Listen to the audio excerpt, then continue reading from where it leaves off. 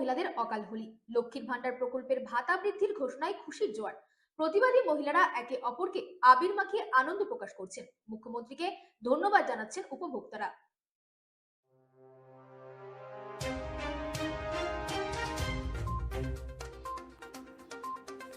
রাজ্য বাজেটে লক্ষ্মীর ভান্ডার প্রকল্পের ভাতা বৃদ্ধির ঘোষণার পরে খুশির জোয়ার। উত্তর 24 পরগনা বসিরহাটের সন্দেশখালীতে উপভোক্তাদের অ্যাকাউন্টে বর্ধিত হারে 1500 ও 1700 টাকা পৌঁছানো শুরু হতে আনন্দে আত্মহারা স্থানীয় মহিলারা। শনিবার সকাল থেকেই সন্দেশখালীর বিভিন্ন প্রান্তে আবির খেলায় মেতে ওঠেন তারা। এমনকি সাম্প্রতিক আন্দোলনের পরিচিত মুখ প্রতিবাদী মহিলারাও মিছিলে সামিল হয়ে একে অপরকে আবির মাখান। তাদের মতে এই আর্থিক সহায়তা গ্রামীণ নারীদের স্বনির্ভর হতে প্রভূত সাহায্য করবে। অকাল বসন্তের মেজাজে ঢাকের বাদ্যি আর উলুধ্বনিতে মুখরিত হয় গোটা এলাকা। সন্দেশখালীর বিধায়ক সুকুমার মাহাতো, হিঙ্গলগঞ্জ ও সন্দেশখালী তৃণমূল কংগ্রেসের কোঅর্ডিনেটর সুরজিৎ মিত্র, প্রতিবাদী সুদেশনা দাস, মঞ্জু সর্দাররা বলেন, যেভাবে সুন্দরবনের প্রত্যন্ত অঞ্চলের মা বোনদের কথা মুখ্যমন্ত্রী ভাবেন এবং যেভাবে লক্ষ্মীর ভান্ডার বেড়েছে তাতে আপনারাই নিজেরাই স্বনির্ভর হতে পারবো।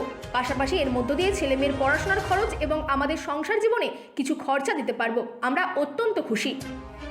Bureau report, রাতদিন news network.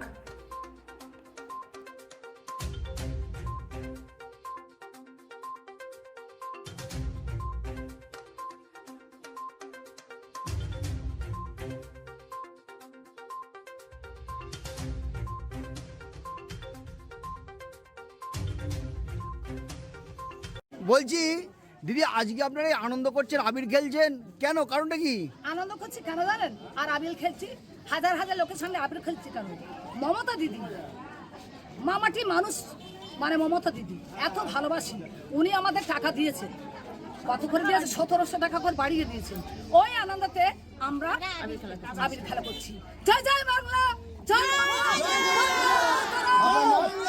আমার নাম মঞ্জু সরকার। সন্দেশখালীতে দেখা গেল মহিলারা লক্ষ্মীর ভান্ডারের প্রতিকৃতি হাতে নিয়ে রীতিমতো আবির খেলছে, আনন্দে আত্মহারা। কারণটা কি? সারা সন্দেশখালী বিধানসভার মহিলারাই তারা আনন্দিত এবং উচ্ছ্বাসিত।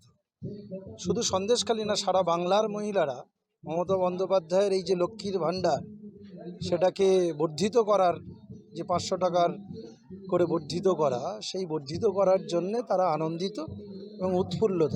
তারা তাই মমতা বন্দ্যোপাধ্যায়কে তারা ধন্যবাদ জ্ঞাপন করছেন, কৃতজ্ঞতা জ্ঞাপন করছেন। সন্দেশখালীর প্রতিবাদী মহিলারাও রং খেলছেন আজকে দেখা যাচ্ছে। হ্যাঁ, তারা রয়েছেন।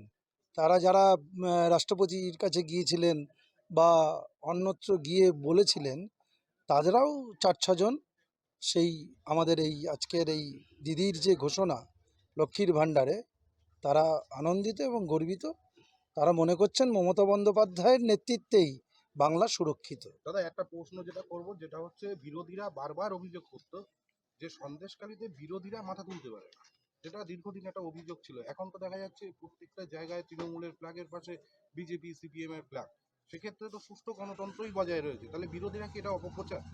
কমপ্লিটলি অপপ্রচার। এবং এদের যে এই যে ব্যানার টানানোর মাধ্যমে যে রাজনীতি, যে ফ্ল্যাগ টানানো, এটা 2-4 জন লাগাচ্ছে। এরকম ভাববেন না যে এতে এইখানে ওদের সংগঠন মজবুত বা কিছু।